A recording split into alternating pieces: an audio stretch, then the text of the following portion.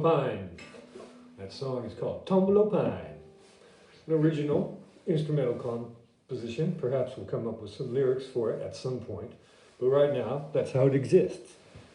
Tombolo Pine is because it was written amidst a pine grove on a tombolo in the Mediterranean Sea. This last summer, as a matter of fact. Well, what's going on, hey? Have you been paying attention to Joe Rogan when he's not busy taking horse paste or chanting or reciting rap lyrics? He's kicking ass. So recently on his podcast, on his program, on his broadcast, he had a certain Stephen E. Koonin on. Now, Stephen E. Koonin is a theoretical physicist, professor, former chief scientist for the BP Petroleum Company, and former undersecretary for science at the U.S. Department of Energy under the Obama administration. He's also the author of the book Unsettled: What Climate Science Tells Us, What It Doesn't, and Why It Matters. Now and then on the subsequent evening, the very next day, he had a certain Andrew Dessler on. Andrew Dessler is a climate scientist and a professor of atmospheric sciences at Texas A&M University. He served as a senior policy analyst in the White House Office of Science and Technology Policy under President Bill Clinton and is a Google Science Communication Fellow. Dessler is also the author of several books, among them the award-winning Introduction to Modern Climate Change. So he had these two climate scientists on. Now the first one, Stephen E. Koonin, he's written a book that's just come out and it's on the New York Times best-selling list, but it's getting no play in the press, oddly enough. Unsettled: What Climate Science Tells Us, What It Doesn't, and Why It Matters. And the reason, of course, that he's being shunned is because why, class? He's not following the narrative. That's right. Very good. Correct. Now I read his thing. He doesn't deny that the globe is warming due to human activity. He just thinks that the approach to settling into a more renewable, sustainable way of life should be gradual. He doesn't consider climate warming, global warming, to be an existential threat. And for instance, he makes the case that if we cut out fossil fuels globally immediately, it's just going to crush developing nations. And that wouldn't be a good thing now, would it? Now, on the other hand, we've got Andrew Dessler. Now, Andrew Dessler is more of the get doing about type fanboy.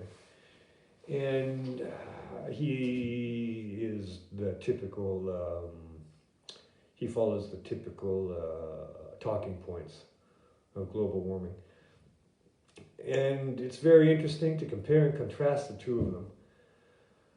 I found Koonin informative, and I think it does make sense that the solution is not to just turn off the spigot, especially for poorer nations, immediately. Whereas Dessler, it's very interesting because he first of all, he brought like 1,000 slides. I'm exaggerating, but he was saying, hey, Jamie, can you pull up slide number 77, please? So he brought a load of data to back up the things that he was saying to make his case. And then he framed the argument of climate science in a certain way, and then he was setting up straw men and also ad hominem attacks and being generally disparaging of people with different ideas.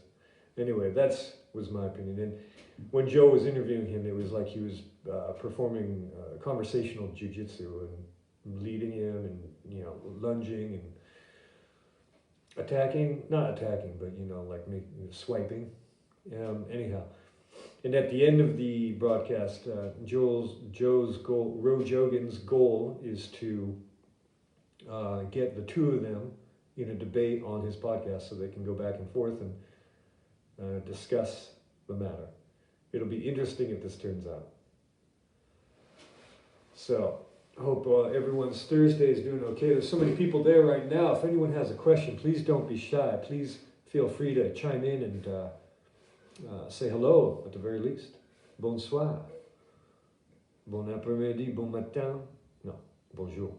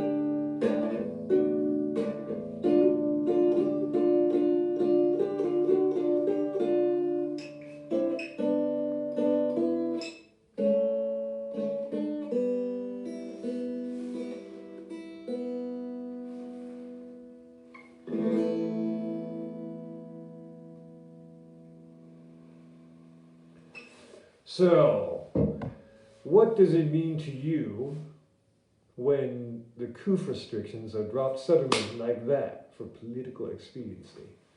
What does that say to you? Bonsoir, merci beaucoup à tout le monde et à bientôt. Bon jeudi et à demain vendredi. Okay, what you got to remember is that we're in the middle of a pandemic, okay?